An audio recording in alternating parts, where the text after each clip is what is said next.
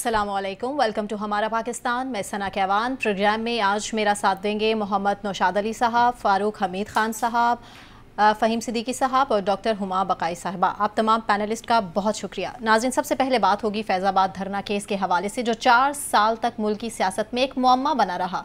आज भी सियासत की नज़र होता ही नज़र आ रहा है। वो तमाम सियासी पार्टीज़ जो इस फैसले पर अमल दरामद चाहती थीं, उन्होंने नज़रसानी दरखास्तें वापस ले लीं, मगर चीफ जस्टिस ऑफ पाकिस्तान ये चाहते हैं कि आइनी तकाज़ों को पूरा किया जाए और इस धरने के पीछे जो भी छुपे किरदार हैं उनको सामने लेकर आया जाए। चीफ जस्टिस ऑफ पाकिस्तान ने 28 सितंबर की समाअत में ये कहा था कि फैज़ाबाद धरना केस के फैसले पर अमल हो जाता तो बाद में संगीन वाक़यात ना होते, जबकि आज चीफ जस्टिस ने यह भी कहा कि जानना चाहते हैं कि धरने का असल मास्टरमाइंड आखिर कौन था।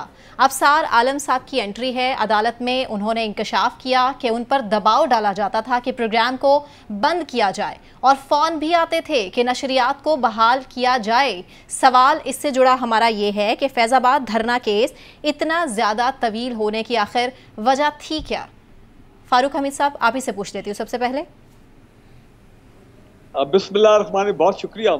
एक तो मुझे समझ नहीं आती कि एक केस जो के खत्म हो गया और जिसमें आईबी और मिनिस्ट्री ऑफ डिफेंस ने अपनी पिटीशन विड्रॉ कर ली है, तो अब उस केस को तूल देना और उसमें एक खामखा नई कंट्रोवर्सी खड़े करना, मुझे तो कोई बात समझ नहीं आ रही है। खासकर हमारे भाई अफसार साहब ने, मैं उनकी पिटीशन आज अखबार में पब्लिश हुई पढ़ रहा था, भाई आप खामखा नई कंट्रोवर्सी रेज करने की इसमें कोई जरूरत नहीं है।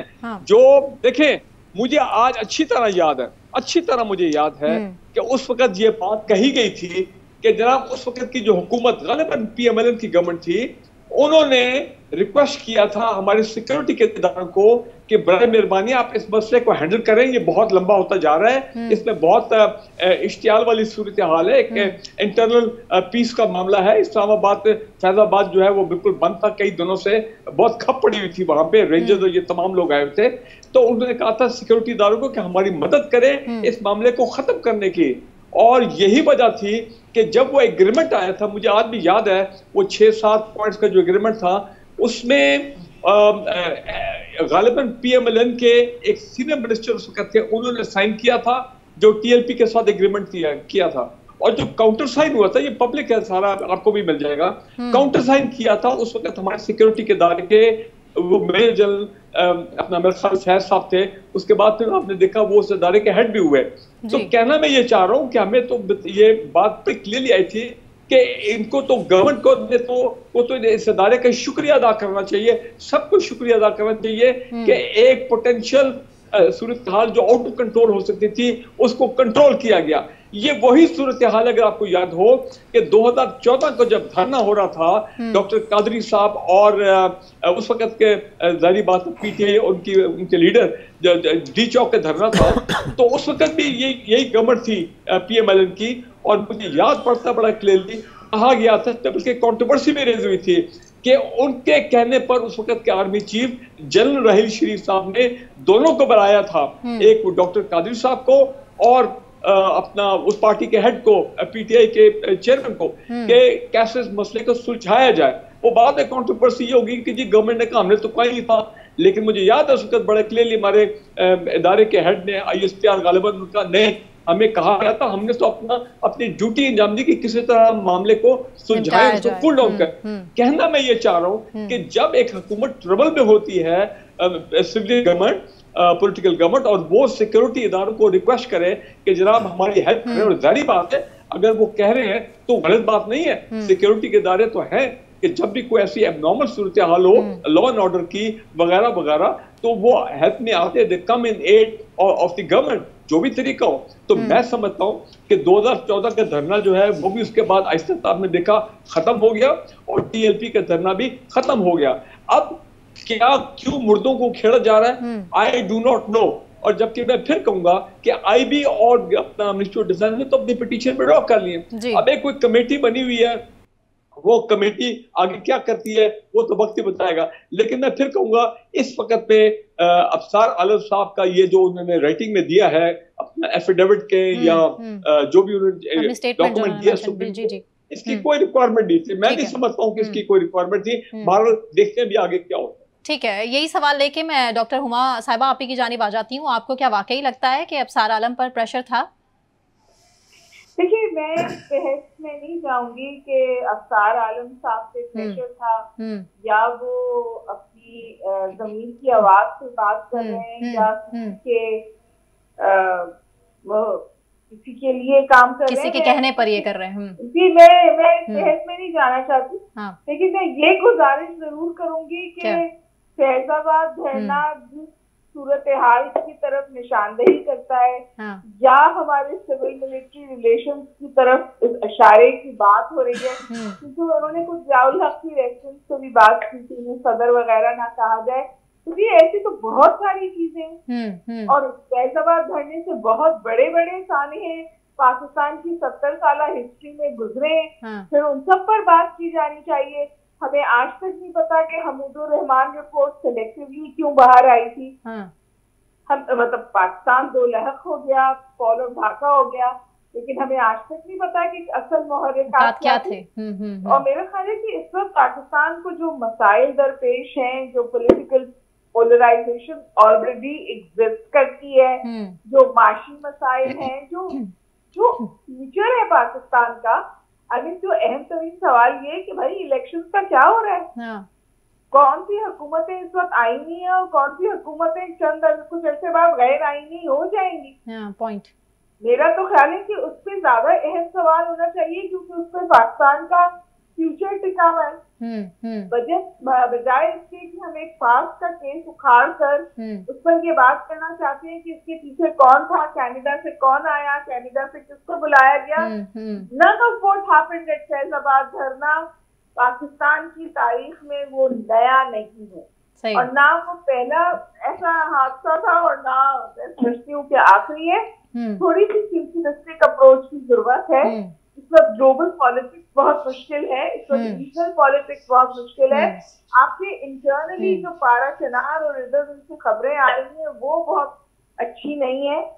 ऐसी सूरत हाल में डन एंड डस्टेड केस के ऊपर इतना वक्त का ज़या, माजरत के साथ ये अल्फाज इस्तेमाल कर रही हूँ। लेकिन डॉक्टर हुमा अभी तो आइडेंटिफाई करना बाकी है ना कि मास्टरमाइंड कौन था। नहीं, मास्टरमाइंड जो पहला मतलब क्या मतलब है इस बात का, धरने का इशारा किस तरफ है? ये इशारा पाकिस्तान की सिविल मिलिट्री रिलेशंस की तरफ है। एग्जैक्टली। और अच्छा, पाकिस्तान के सिविल मिलिट्री रिलेशंस में मसला है, हाँ है, इसमें कई इदारों इसमें मुलव्वस है, कई वजूहात है, बेइंतहा किताबें लिखी गई हैं, बेइंतहा मकाले लिखे गए हैं इस बात के हवाले से। कुछ एनॉमलीज हैं जो एग्जिस्ट करती हैं, उसी एनॉमली का शाखसाना फैजाबाद का धरना भी था। ठीक है, आपका पॉइंट क्लियर है। नौशाद साहब, मैं आप ही से पूछ लेती हूँ, फैजाबाद धरने के मुहर्रिकात थे क्या? देखिए, पहले तो मुझे ये बात समझ में नहीं आई कि ये गड़ा मुर्दा कैसे हो गया। अच्छा, एक मामला था, उसके ऊपर एक फैसला आया, उस फैसले की इम्प्लीमेंटेशन के हवाले से बात शुरू हुई कि जी वो फैजाबाद धरने का जो फैसला आया था उस पर अमल दरामद हुआ कि नहीं हुआ। जब ये बात सामने आई तो बाज़ इदारों ने जो है वो कहा कि हम इसके ऊपर कोई नजरसानी करना चाहते हैं। उन्होंने दरखास्तें दी। जब उन्हें लगा कि जो इस वक्त मौजूदा चीफ जस्टिस हैं, क्योंकि इन्होंने ही वो फैसला लिखा था, वो बतौर चीफ जस्टिस वहां पर मौजूद हैं, तो इन्होंने वापस लेनी शुरू कर दी दरखास्तें। अब मामला ये है कि जब ये इस तरह से होगा, आप देखिए कि आज की समाअत के दौरान भी चीफ जस्टिस ने जब चेयरमैन पैमरा से सवालात किए तो उसमें उन्होंने जो बातें कही हैं वो इंतहाई अहम हैं। और अगर ये धरने पहले भी हुए हैं और आइंदा भी होते रहेंगे तो फिर तो हमारे लिए बहस का कोई मौका होना ही नहीं चाहिए। फिर तो किसी बात पे बहस होनी चाहिए, पहले भी होता रहा, आइंदा भी होता रहेगा, वो चलता रहेगा। मामला ये है ही नहीं, मामला सिर्फ ये है, कोशिश नहीं होनी चाहिए। हाँ, देखिए एक केस आया अदालत में, एक केस था, उसका एक फैसला आया अदालत से। जब अदालत कोई फैसला देती है तो हुकूमत उसको उस पर अमल दरामद कराने की पाबंद होती है। हुकूमत ने उस पर अमल दरामद नहीं कराया, जिसके ऊपर बात शुरू हुई। और जब नए चीफ जस्टिस साहब आए हैं तो उनको पता लगा कि नहीं, ये तो अब मामला खराब हो गया। पहले उन्होंने दरखास्तें नजरसानी की दी उसके फैसले पे, फिर उससे बैकआउट कर गए। अब चीफ जस्टिस ये पूछ रहे हैं कि भाई आप बैकआउट क्यों कर रहे हैं?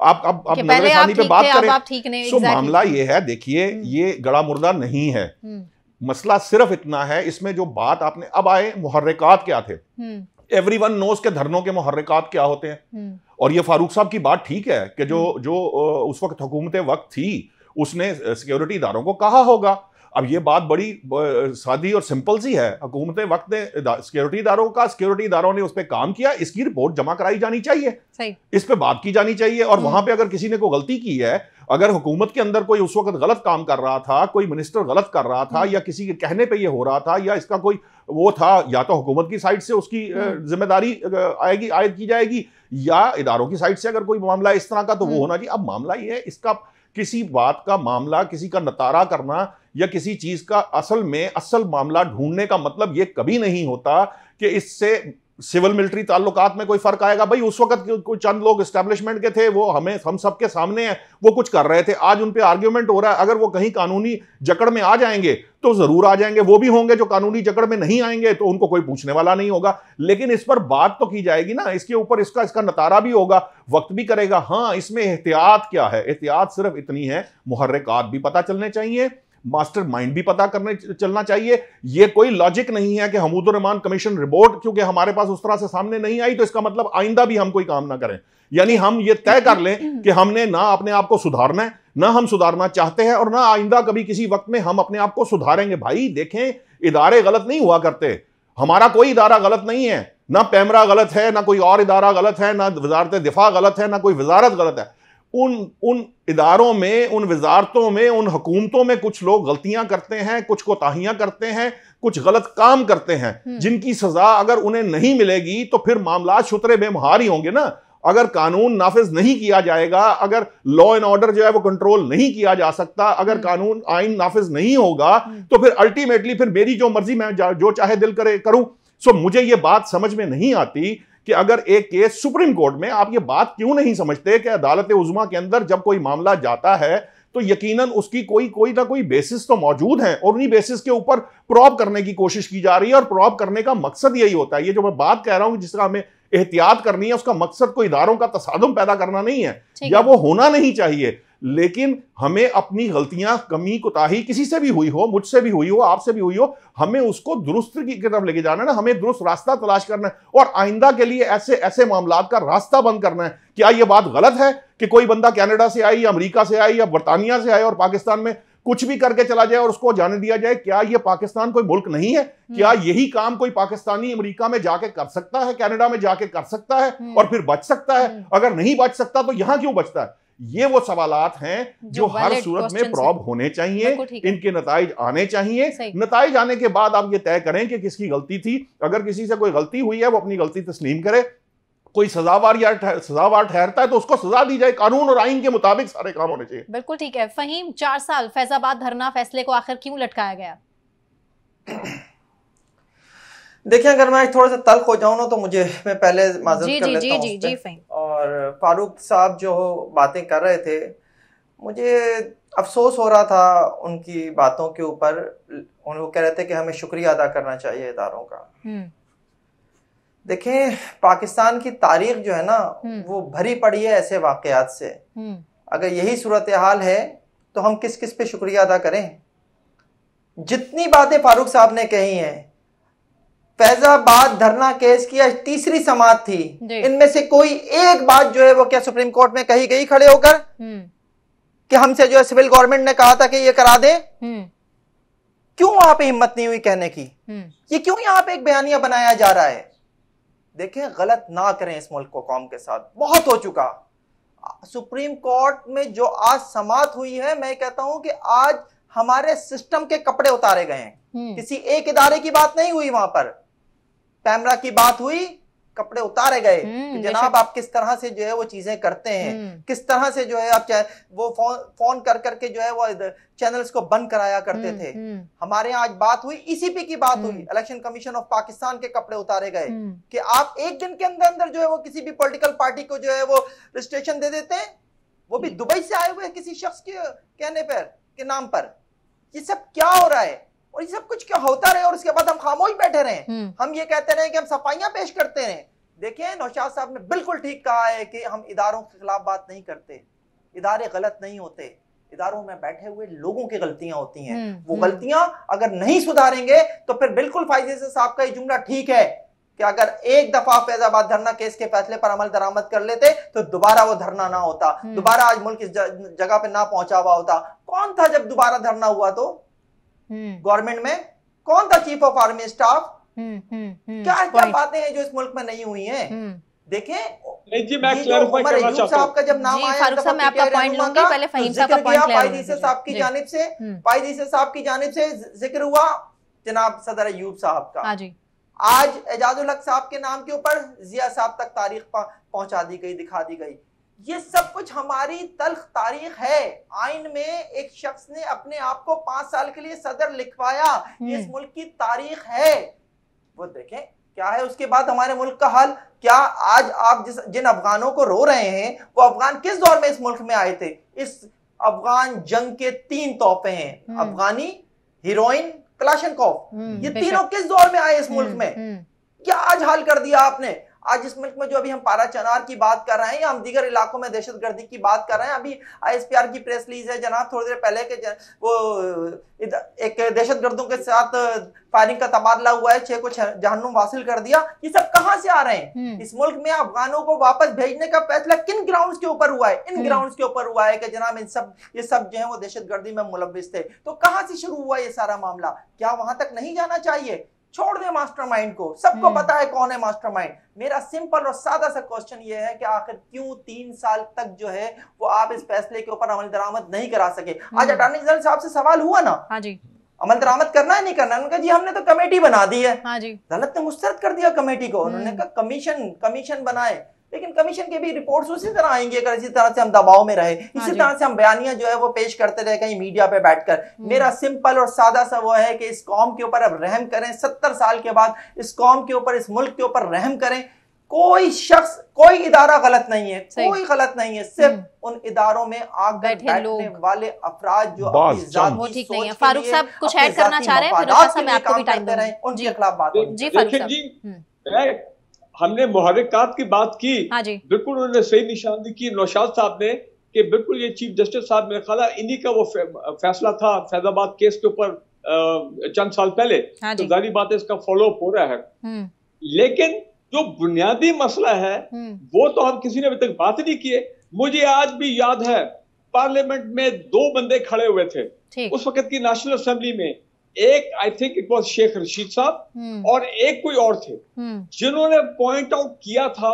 मैं इस लाइव प्रोग्राम में उसका जिक्र नहीं करना चाहता हूं कि उसके फिर कुछ सूरत इश्तियाल ना हो जाए कुछ लोगों को कि ऐसी अमेंडमेंट, खुफिया अमेंडमेंट या पॉइंटेड अमेंडमेंट थी हमारे आइन में, कानून में जो नेशनल असेंबली ने की, रिलीजियस रिलेटेड अमेंडमेंट, जिसकी वजह जो जब पकड़ी गई तो जनाब उसका नतीजा ये हुआ कि ये TLP वाले निकले। फारूक साहब, लेकिन फारूक साहब उसको उसके ऊपर माफी भी मांग ली गई, ठहरिए, नहीं माफी भी मांग ली गई फारूक साहब, अमेंडमेंट भी वापस हो गई और वजीर साहब ने मुस्ताफी भी हो गए। जब वजीर मुस्ताफी हो गए, हुकूमत ने अपनी गलती मान ली और वो उसकी अमेंडमेंट कर दी, तो फिर ये धरने का क्या जवाब रहता था? बाकी फिर धरना मौकूफ हो जाना चाहिए था ना, लेकिन नहीं हुआ, जिसके बाद ये मामला। और आपका क्या ख्याल है कि जब केस प्रॉब हो रहा था, ट्रायल हो रहा था, उस वक्त ये बातें सामने नहीं आई? मीडिया पर वो वीडियोस उन दिनों सुनी है, हमारे कानों ने वो अल्फाज सुने हैं कि जिसमें जो है हमारे इदारों के सरबराहों के बारे में जो अल्फाज इस्तेमाल हुए वो हमने सुने थे उस वक्त। हमें अफसोस और हैरत होती थी कि क्या हुआ, मुझे ये बताएं मुकदमात कैसे वापस हो गए? मैं चाहता हूं कैसे वापस हुए, कोई बताएगा, कोई जवाब देगा? आपकी बात को पूरी करने के बाद मैं आपको मौका देता हूं, इतना इंटरप्शन में कोई सुन नहीं पाएगा।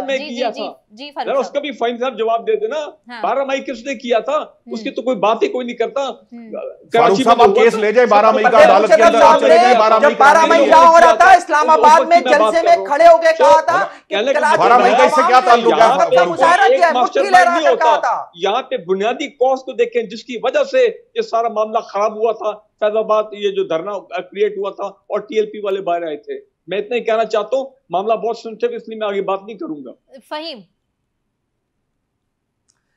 देखिए मैं मैंने माजरत कर ली थी कि मैं कहीं अगर आज तलब हो जाऊं तो मैं माजरत चाहूंगा। फारूक साहब मैं आपसे भी माजरत चाहूंगा, ऑनियर माजरत चाहूंगा अगर मेरी कोई बात बुरी लगे। लेकिन देखें जो नौशाद साहब बात कर रहे थे, जब वापस हो चुकी थी सारी चीजें, क्या हमने वो रिजवी साहब की वो वीडियोस वो ऑडियोज नहीं सुनी उस वक्त जो लाहौर में उन्होंने जो है कही थी, जिसमें उन्होंने फौजी इदारों के सरबराहान के बारे में जो अल्फाज इस्तेमाल किए थे, उस वक्त उस पर मुकदमात भी हुए थे, वो फिर मुकदमात कैसे वापस हो गए थे? इसका भी तो कोई जवाब देना। और जो आप 12 मई की बात कर रहे हैं, जिस वक्त यहाँ 12 मई हो रहा था उस वक्त भी एक आमिर जो है वो उस वक्त मुल्क की सदारत पर फाइज था, और यहाँ 12 मई में कत्ले आम हो रहा था इस शहर में, और वही परवेज मुशर्रफ इस्लामाबाद में जलसा करते हुए हाथ मुक्का लहरा कर कह रहा था कि कराची में आवाम ने जो है अपनी ताकत का मुजाहरा किया है। ये क्या है इस मुल्क की तारीख?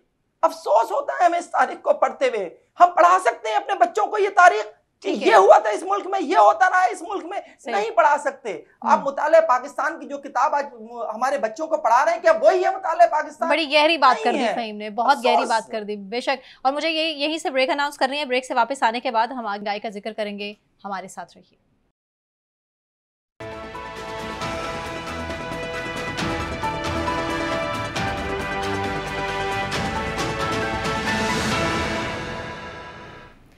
वेलकम बैक नाजरीन। बात होगी मियां मोहम्मद नवाज शरीफ के हवाले से। नवाज शरीफ की पार्टी नून लीग काफ़ी एक्टिव दिखाई दे रही है। नवाज शरीफ के वतन वापस आने के बाद से काफ़ी ज़्यादा मुतहरक हो चुकी हैं चीज़ें, और पार्टी टिकट्स भी तकसीम की जाएंगी 10 नवंबर से। मियां मोहम्मद नवाज शरीफ की जो बातें हैं वो इमरान खान से काफ़ी मिलती जुलती हैं।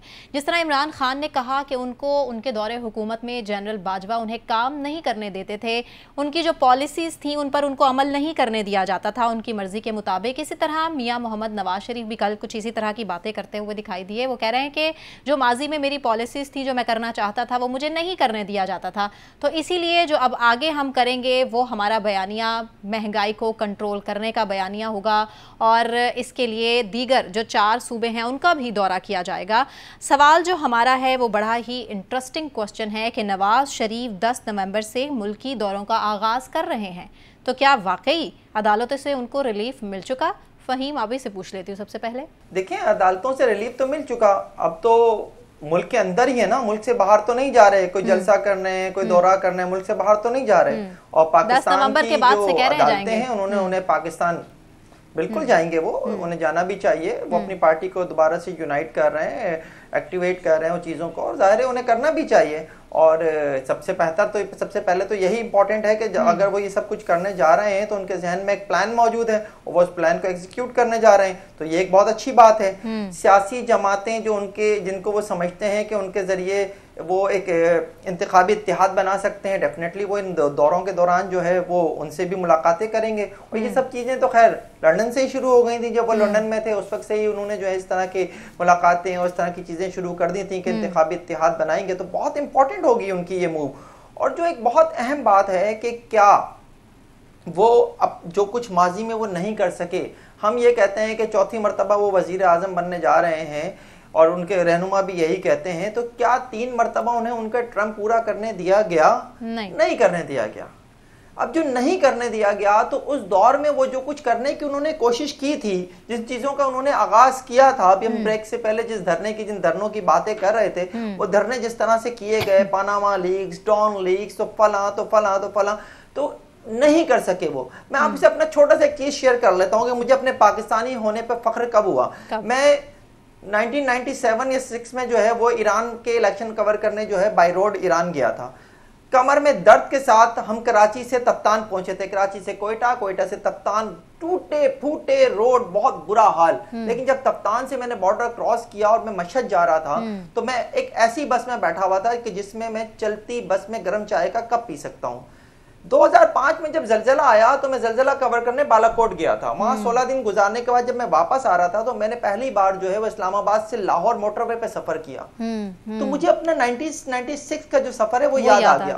मुझे अपने पाकिस्तानी होने पे फख्र हुआ। वो किसने दिया था ये मोटरवे? किसने ये मोटरवे बना के जो है वो आबादियां जो एक दूसरे से दूर थी उनके दरमियान एक राब्ते का जरिया पैदा किया? किसने कम्युनिकेशन गैप खत्म किया था? मोटरवे पाकिस्तान की तरक्की की पहली जमानत थी, पहली चीज जिसके जरिए जो हम ये कह सकते हैं कि पाकिस्तान जो है वो बहुत तेजी से आगे बढ़ा है, वो मोटरवे थी। लेकिन फहीम, क्या मोटरवे ही काफी थी?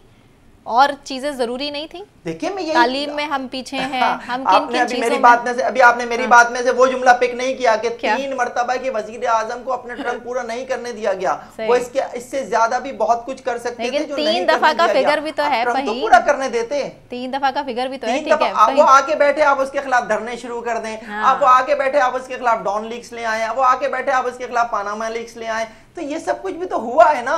काम करने दिया गया। देखिए काम करने दिया किसे कहा जाता है? इसे कहा जाता है कि एक गवर्नमेंट जो मैंडेट के साथ आई है उसको जो है आप काम करने दें। पहले 1999 में क्या हुआ आपके सामने है, उसके बाद आगे जाके मैं क्या बातें करूं, क्या कुछ होता रहा है इस मुल्क की तारीख के में कि किसी को भी जो है इसका टेन्योर पूरा करने नहीं दिया गया। दौरे पर निकल रहे हैं, ठीक है, और आने वाले टाइम में वो बेहतर हो। फारूक साहब आप ही से मैं पूछ लेती हूँ, आपको क्या लगता है कि अब सारी की सारी जो आसानियाँ हैं वो नून लीग के लिए हैं और पीपल्स पार्टी जिसकी तरफ इशारा कर रही है सिर्फ मुश्किलात अब वही, और जरदारी साहब को अगर देख लें उठाकर तो जरदारी साहब को तो नैब ने फिर तलब कर लिया है ठट्ठा वाटर सप्लाई रेफरेंस में। जी पॉलिटिकल नैरेटिव है जो कि इस मुख्तलिफ पार्टी मेन स्ट्रीम पार्टी की तरफ से उनकी लीडरशिप की तरफ से आ रहे हैं। तो मेरे लिए ये इतनी ज्यादा अहमियत का हमारे लिए इम्पोर्टेंट ये है कि अगर पीएमएलए ने अपना पॉलिटिकल कैंपेन का ऐलान कर दिया है और सारे तक वो पार्टी टिकट्स ले रहे हैं अपना, उन्होंने इसका मतलब ये एक बड़ी खुशहाल डेवलपमेंट ये है मेरे लिए। इसका मतलब है कि उनको भी श्योर कि ये पॉलिटिकल प्रोसेस अब शुरू होगा और इंशाल्लाह Pakistan will move towards election in end of January या फरवरी को भी मुनासिब, जिस पे प्राइम मिनिस्टर जो current care taker prime minister उन्होंने 2-3 दफा कहा कि आप वो इलेक्शन की डेट इस फरवरी या आने वाले बहुत शॉर्टली ईसीपी जो है इलेक्शन में अनाउंस कर सकती है। इंपॉर्टेंट चीज ये है कि नजर में लाहौर के जस्से में उन्होंने हाथ पे कबूतर शो किया और कबूतर जो है शो किया इसलिए हाथ में बैठा के और सच समझ लिया कि अब उनका जो पॉलिटिकल बयानी आगे होगा या उनके जो पॉलिटिकल मामला चलेंगे रिकंसिलिएशन, मसायत और नॉट कन्फ्रंटेशन या मुज़ामत जिस तरह पहले होती रही है। ठीक है, कुछ आई थिंक डिस्टॉर्शन है आवाज में। नौशाद साहब मैं आप ही से सवाल कर लेती हूँ, नून लीग के लिए सबसे बड़ा चैलेंज आप क्या समझते हैं कि अब है? देखिए नून लीग के लिए सबसे बड़ा चैलेंज जो है किसी भी सियासी जमात के लिए जो भी हुकूमत में आएगा, मुंतखब होकर आने वाली हुकूमत जो है उसके लिए सबसे बड़ा चैलेंज जो है वो सिर्फ मईशत है। अभी फौरी तौर पर पाकिस्तान को जिन हालात का सामना है उसमें सबसे बड़ा चैलेंज मईशत ही है। और मईशत के ताबे अगर आप देखिए तो क्योंकि आम आदमी जो है उसका डायरेक्टली इम्पैक्ट जो है वो महंगाई की सूरत में उसको उसने जकड़ लिया है।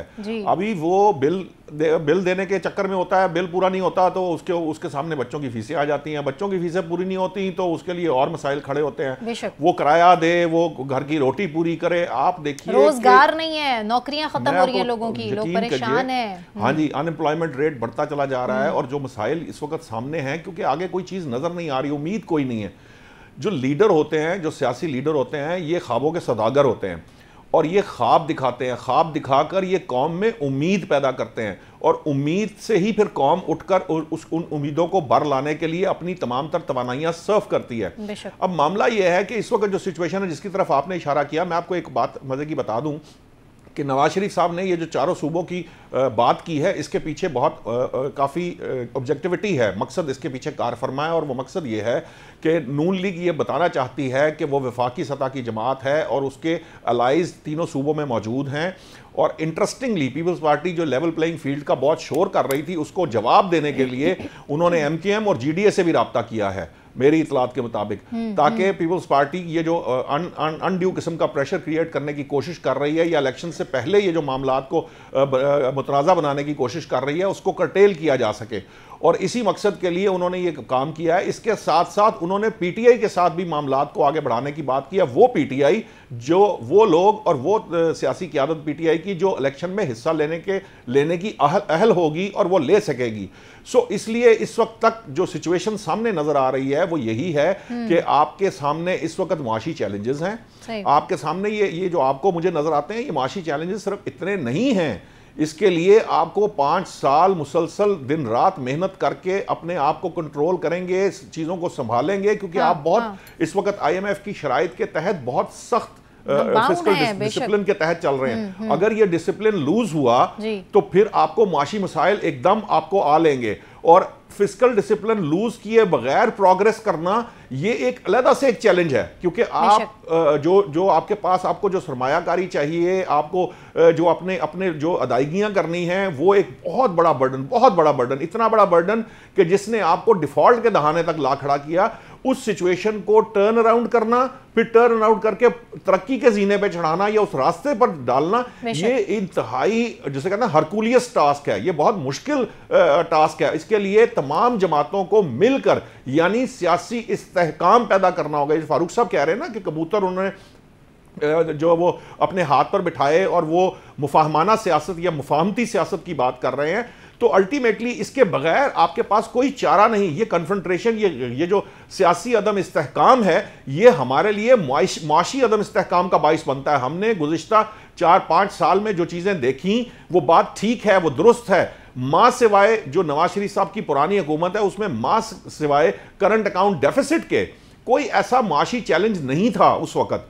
और वो जो करंट अकाउंट डेफिसिट था वो भी इसलिए था कि उस वक्त जो आपकी शरह नमू है वो बहुत ज़्यादा थी, और आपके लिए जो इंपोर्ट थी मशीनरी की, उसकी वजह से आपको थोड़ा ट्रेड बैलेंस का भी मसला आ रहा था। लेकिन ये ऐसे मामलात नहीं थे कि जिससे ये कहा जाए कि मईशत को कोई बहुत ज़्यादा प्रॉब्लम्स फेस करने पड़ेंगे। लेकिन उसके बाद जो वक्त आया उसमें हमने देखा कि जो तहरीक इंसाफ का दौरे हुकूमत था उसमें मामलात बिगड़ते चले गए, उनसे उस तरह से नहीं संभल सके जिस तरह संभलना चाहिए। एक आम तासुर यह है कि अगर वो IMF प्रोग्राम पे वक्त पर चले जाते तो इतना प्रॉब्लम ना आता, और दूसरा यह है कि उनकी जो फिस्कल जो टाइटनिंग थी, जो फिस्कल टाइटनिंग की जरूरत होती, फाइनेंशियल डिसिप्लिन की जरूरत होती, वो मौजूद नहीं था। और धड़ाधड़ कर्जे लेकर सिस्टम को चलाते चलाते आप इस नहज को पहुंच गए कि आपका मुल्क जो है उसमें डिफॉल्ट होने की बातें होना शुरू हो गई। सो इसलिए अब आप जिस जगह पर खड़े हैं, आपके लिए जो सबसे बड़ा चैलेंज है किसी भी सियासी जमात के लिए, जो भी हुकूमत बनाएगा उसके लिए मईशत ही सबसे बड़ा चैलेंज होगा। और आम आदमी की जो जिंदगी है जो अजीरन हुई हुई है, अजीरन, मैं आप लोग तो पता नहीं किन हालात में जिंदा है। कभी मैं अभी ये आपकी तरफ आते हुए गाड़ी के आगे एक बुजुर्ग जो हैं वो रेडी को घसीट रहे थे, तो एकदम मेरे दिमाग में ख्याल आया कि या अल्लाह, ये भी तो लोग हैं जो जिंदा हैं, और अल्लाह जानता है, मैं समझ ही नहीं सकता कि वो कैसे जिंदा हैं कि 15, 17, 20 हजार 25 हजार कमाने वाला शख्स क्या करता होगा, कैसे अपनी जिंदगी गुजारता होगा। मुझे तो लाख रुपए कमाने वाले शख्स की हालत दुरुस्त नजर नहीं आती, तो बाकी तो बहुत बुरा हाल होगा। ठीक, फारूक साहब आप ही की तरफ आऊँगी एक बार फिर से। मियां मोहम्मद नवाज शरीफ के साथ उनकी वतन वापसी के साथ जो बहुत सारे ममालिक ने अपनी इन्वेस्टमेंट को मशरूत किया है, क्या ये खबरें दुरुस्त हैं? क्योंकि नवाज शरीफ के आने के बाद जो एक रोड मैप की बात की जाती रही है और ये कहा जा रहा है कि जो मईशत है वो ठीक कर सकते हैं मियां मोहम्मद नवाज शरीफ, तजुर्बाकार हैं, 3 दफ़ा के वज़ीर आज़म हैं, तो वो यही तरीक़ाकार है, इसी तरह ही ठीक हो पाएगी हमारी मईशत? देखिए, कोई शक नहीं है कि नवाज साहब की जो पिछली गवर्नमेंट थी 2013 से 2017 तक, उसमें देखें 5.5% GDP तो हमारी ग्रोथ रेट गई है। और ये भी बात सही है कि जब वो 2013 में आए थे तो बड़े शदीद एनर्जी का बहरान था पाकिस्तान में, लोड शेडिंग का, और लोग बहुत परेशान थे उन मामला से। तो उसकी वजह से आपको मालूम है कि उन्होंने काफी मेहनत की, और ये सारे ये जो एनर्जी के प्लांट लगे वो अपना, चाहे बेशक वो LPG वो आए, वो आए के दौर में तो हाल हो गया, वो फिर अपने सर्कुलर डेट बढ़ गया, कीमतें बढ़ गई, पीछे उसका कंट्रोल मामला को नहीं कर सकी। मैं ये चाह रहा हूँ कि ये अच्छी बात है कि नवाज शरीफ आए हैं और पॉलिटिकल एक्टिविटी जनरेट होगी, उनके जो कॉन्टेक्ट्स हैं गल्फ में, इसमें कोई शक नहीं है, चाहे सऊदी अरेबिया हो, यूएई हो, कतर हो, ये ममालिक जो है उनमें नवाज शरीफ के एक बड़े अच्छे लिंक्स हैं, और उनकी लीडरशिप के साथ मादी में भी उन्होंने नवाज शरीफ साहब की मदद की है। तो अभी अगर वो आते हैं तो जिस हम कह रहे हैं कि हम चाहते हैं पाकिस्तान में ज्यादा इन्वेस्टमेंट हो, ये SIFC के मामलात हैं, ये PIA के मामलात हैं, स्टील मिल के मामलात हैं। अब देखिए, अल्लाह करे कि अगर ये लोग इनको इलेक्ट कर लेते हैं तो फिर देखने वाली बात है कि ये कहाँ से शुरू करते हैं और एक ऐसी रिकंसिलिएशन की फजा कायम करते हैं पाकिस्तान की सियासत में जिसकी वजह से कि आवाम को रिलीफ मिल सके, जो मेन एजेंडा ये है, और हम नॉर्मल लाइफ की तरफ चल रहे हैं। तो मेरा ख्याल है कि हमें इनको वेलकम करना चाहिए, किस जगह पे वो देखते हैं जो भी उनका हल होगा। जी ठीक, मुझे ब्रेक अनाउंस करनी है। ब्रेक से वापस आने के बाद हम आम शहरी, आम लोग किस तरह महंगाई के बाद अजियत से दो चार हैं, इसका जिक्र करेंगे। हमारे साथ रहिए।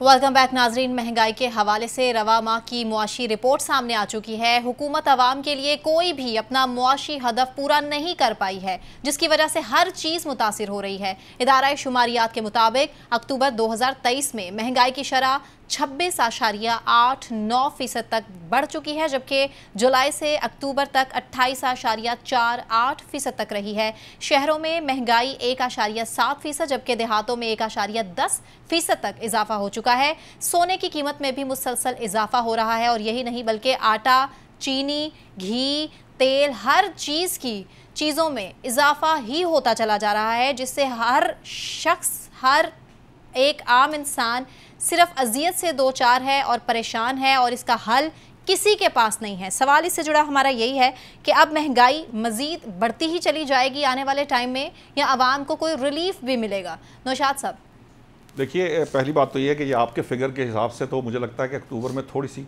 कमी आई है पिछले की निस्बत जी। स्टेट बैंक ऑफ पाकिस्तान ने भी यही कहा कि महंगाई में कोई किसी ऐसी मामूली सी, आप कहना चाहिए कि कमी आई है, लेकिन वो भी आम शहरियों तक ट्रांसफर नहीं हुई। मैं यही बताने लगा था, कमी आई है। ये सारे स्टैट्स हैं, आदादो शुमार हैं जिनके बिहाफ पे होता है, लेकिन जो बाजारों में हाल होता है वहाँ पे कोई ऐसी खास जिसे कहते हैं कि कोई कमी नजर नहीं आई। कुछ चीज़ों की कमी नजर आई थी कुछ अर्सा पहले, 10-15 दिन पहले, लेकिन वो फिर वापस अपनी जगह की तरफ आ रही हैं। स्टेट बैंक का ख्याल ये था कि आइंदा 2-3 माह में आएगी, लेकिन मुझे ये खदशा मेरे सामने आया है, क्योंकि मैं ये देख रहा था कल या परसों आलमी बैंक की रिपोर्ट आई, जिसमें उन्होंने कहा है कि इंटरनेशनली अगर ये जो अब इजराइल फ़लस्तीन वाला मामला शुरू हुआ है, अगर ये तूल पकड़ता है तो इससे दोबारा तेल की कीमतों में दोबारा इजाफा हो सकता है। हाँ जी। ये जितनी भी कमी की आप बात कर रहे हैं, इसके अंदर एक मेजर इशू जो है वो पेट्रोलियम प्राइसेस में कमी का था, इंटरनेशनल प्राइसेस का। और अगर इंटरनेशनल प्राइसेस बढ़ गई तो हमारे यहाँ पेट्रोल की कीमतों में कमी नहीं हो सकेगी, और अगर कमी ना हुई आइंदा आने वाले 15 दिन में या इस दौरान, जो ख्याल है कि हो सकती है, वो कमी ना हुई और पेट्रोलियम प्राइसेस दोबारा जो ऐसे बॉटम अप हो गई और ऊपर की तरफ गई, तो फिर मसाइल जो है ना वो फिर हमारे लिए वहीं खड़े होंगे, और कीमतें हैं आम आदमी के लिए, महंगाई जो है वो कम होती नज़र नहीं आ रही। तो मुझे अभी फ़िलहाल ऐसी चीज़ नज़र नहीं आ रही। हाँ, जो प्रॉब्लम ये है कि ठीक है, एक वो महंगाई है जो डायरेक्टली इफेक्ट करती है, क्योंकि उसका डायरेक्टली इफेक्ट होता है पेट्रोल प्राइसेस की वजह से, लेकिन हमारे यहाँ जो बिल्कुल चेक एंड बैलेंस ना होने की वजह से जो खुद से लोग कीमतें बढ़ा देते हैं, वो भी एक बहुत बड़ा मसला है। यहाँ पे बातें की जाती हैं जी मजिस्ट्रेट लगा दिए, मुझे अभी कल हमारे एक रिपोर्टर थे वो बता रहे थे कि 80 से वो 100 से ज़्यादा बढ़ गए हैं, मजिस्ट्रेट कर दिए, लेकिन कोई मजिस्ट्रेट, कोई ये जो प्राइस कंट्रोल मजिस्ट्रेट कहीं नजर नहीं आता, ये इंश्योर नहीं कर सकते। ज़रा सी सख्ती करते हैं तो फिर आपको पता है कि क्या होता है, फिर यहाँ हड़तालें शुरू हो जाती हैं। ये जो सिस्टम हमने बना लिया, ये सिस्टम को हमने माफिया कह सकते हैं, हाँ जी, जितना तबाह कर लिया है, अब इसके ऊपर हाथ डालना जरा मुश्किल सा हो जाता है, खासतौर पर निगरान हुकूमत के लिए। तो मैं समझता था कि ये इनके पास गुंजाइश थी कि ये बगैर किसी से ब्लैकमेल हुए ये काम कर सके। मुझे अभी खबर मिली है, मैं उसको प्रॉब नहीं कर सका, मैं सिर्फ एक रेफरेंस के तौर पे बात कर रहा हूँ कि बाज़ जगहों से स्मगलिंग अभी भी हो रही है। चीनी का जो अभी 1-2 रोज के अंदर जो साहब इस हुकूमत की प्रायोरिटीज में ही शामिल नहीं लग रहा ये चीजें, ये तो प्रायोरिटीज बताती है ना, ये मेरा ये ख्याल है असल में ये प्रोविंशियल सब्जेक्ट है, और सूबाई जो निगरान सूबाई हुकूमतें हैं, उनके जो वज़रा आला हैं और उनके जो वज़रा हैं, उनको बहुत ज़्यादा दिन रात मेहनत करने की ज़रूरत है। उनको सिर्फ इसलिए नहीं कि वो जो कागज़ों में उनको बता दिया जाता है इतनी हो गई, महंगाई में कमी आ गई या इतने अशिया की कीमतों में कमी आ गई, लेकिन जो ग्राउंड पे सिचुएशन होती है ना, उसको इंश्योर करना लाजमी होता है, क्योंकि जैसे ही आप इनको कंट्रोल करेंगे ये लोग शॉर्टेज पैदा कर देते हैं, ये होर्डिंग शुरू कर देते हैं, और होर्डिंग करके फिर अगर फिर भी बात ना समझ में आए तो फिर ये हड़तालों की तरफ चले जाते हैं।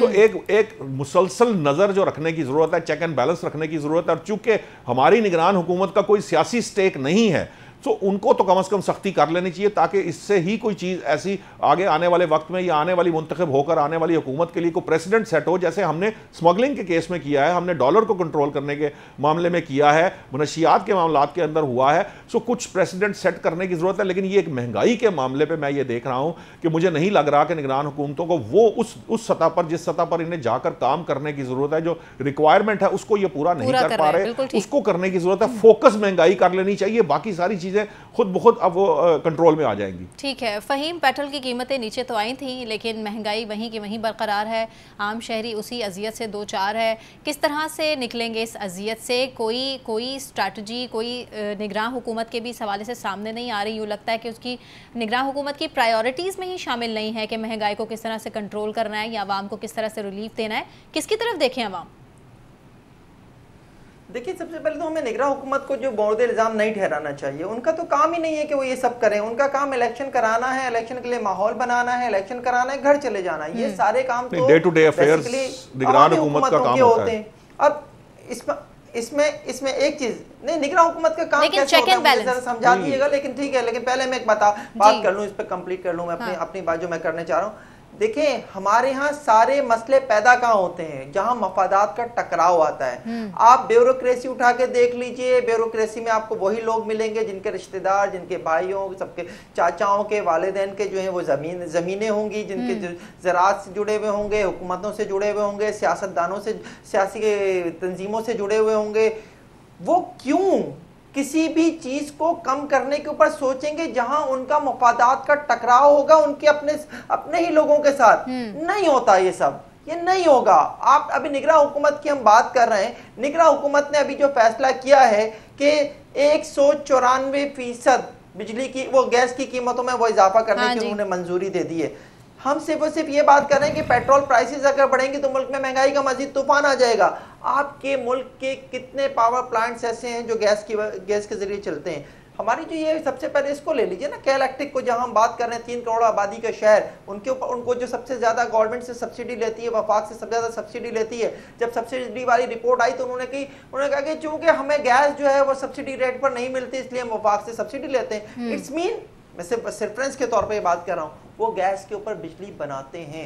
आपने गैस 194% इजाफा कर दिया। अभी मुल्क में मजीद महंगाई की लहर आनी है, बहुत बुरा हाल हो जाना है। अब हम चिल्ला कर ये कहेंगे कि वो क्या है कि हम तो इस जीने के हाथों मर चले। बिल्कुल ठीक है, तो इलेक्शन हो जाने चाहिए ना। जो मुख्तदिर हल्के हैं उनको सोच लेना चाहिए कि निगरान हुकूमत का टाइम खत्म कर देना चाहिए। जब उनके बस की बात ही नहीं है तो फिर आ जाने चाहिए, इलेक्शन हो जाने चाहिए और वो उस गवर्नमेंट आ जानी चाहिए जो कि मईशत का कुछ कर सके। फारूक साहब, आपको नहीं लगता? तो मर्दमशुमारी वाला मसला था जिसकी वजह से इलेक्शन मेरा ख्याल है आगे बढ़ गए, अदरवाइज हो चुके होते। जी देखिए जी, बड़ी क्लियर है। हम इस वक्त एक पॉलिटिकल ट्रांजिशन फेज में हैं, हाँ जी, गोइंग टुवर्ड्स इलेक्शन। और इस ट्रांजिशन पीरियड में इतना हमें गवर्नमेंट को क्रेडिट देना चाहिए। ठीक है, ये गैस प्राइसेस बढ़ेगी, इससे हालात खराब होने का डर है कीमतों के हवाले से, लेकिन पिछले 6-8 हफ्ते में इन्होंने जो माफिया के खिलाफ क्रैकडाउन किया है, हाँ तो उनको क्रेडिट दें। एग्जैक्टली, फर्क तो पड़ा है, बिल्कुल वो अप्रिशिएट करते हैं। लेकिन इंपॉर्टेंट चीज क्या है कि मैं एग्री कर रहा हूँ कि अगर ये मामला मिडिल ईस्ट में और वाइडर कॉन्टेक्स्ट में चला गया, ग्लोबल कीमतें तेल की बढ़ गई, उसका इफेक्ट पाकिस्तान की इकोनॉमी पे आएगा और वो पॉजिटिव नहीं होगा, नेगेटिव होगा। दूसरी, लेकिन फारूक साहब, आम आदमी को कोई रिलीफ नहीं मिल रहा। नहीं, देखें जी, उनको उतनी ही महंगी चीजें खरीदने की, आज भी वो उतनी ही महंगी चीजें खरीद रहे हैं जितना वो पहले खरीद रहे थे। इस क्रैकडाउन का फायदा किससे हो रहा है? ये कहूंगा कि क्रैकडाउन का मोमेंटम जो है वो स्लो नहीं होना चाहिए, मोमेंटम बढ़ते रहना चाहिए, क्योंकि बाकी ये केयरटेकर गवर्नमेंट का तो कोई पॉलिटिकल स्टेक नहीं है ना। ठीक है, इंपॉर्टेंट जो फहीम साहब ने बात की है जी, देखें, मुझे क्लोजिंग की तरफ जाना है फारूक साहब, वेरी गुड पॉइंट। एक जुमला अगर शुक्र करना चाहिए कि इलीगल अफगानी वापस जा रहे हैं।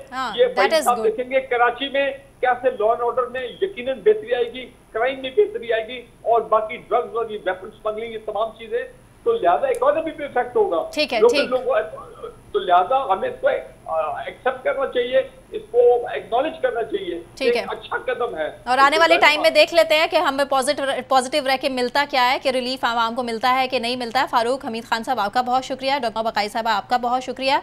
मोहम्मद नौशाद अली साहब, फ़हीम सिद्दीकी साहब, आप तमाम पैनलिस्ट का बहुत शुक्रिया। मुझे सना कहवान को इजाज़त दीजिए। अपना ख्याल रखिए। अल्लाह हाफ़िज़।